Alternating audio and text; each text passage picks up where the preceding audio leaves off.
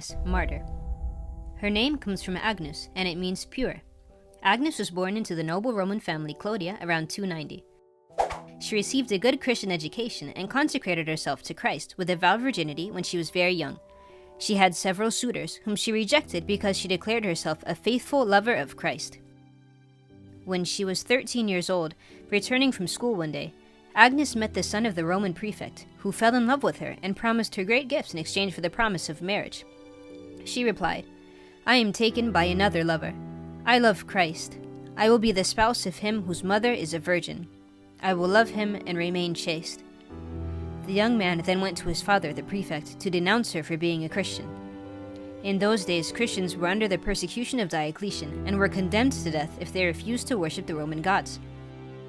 The prefect had her imprisoned.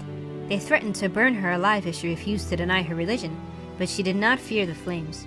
She was finally sentenced to live in a brothel where she miraculously remained a virgin. Later, she was condemned to death, and when she was about to be beheaded, the executioner tried to make her renounce her faith, to which she replied, "It would be an insult to my spouse if I were to try to please another.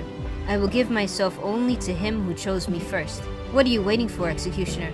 Let this body, which can be loved by eyes which I detest, perish." Her parents gathered her corpse and buried her in the family tomb. A few days later, her sister, Emerenciana, was stoned to death for praying at her tomb.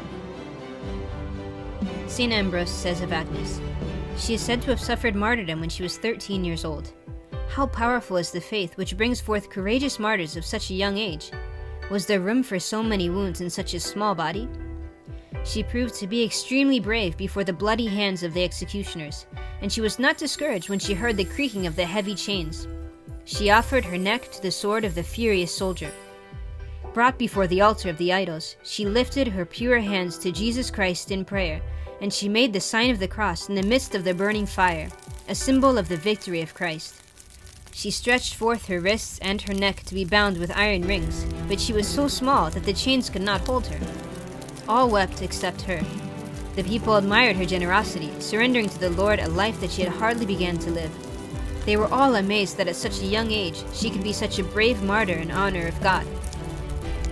How many threats were used by the tyrant to dissuade her? How he flattered her to take her from her religion.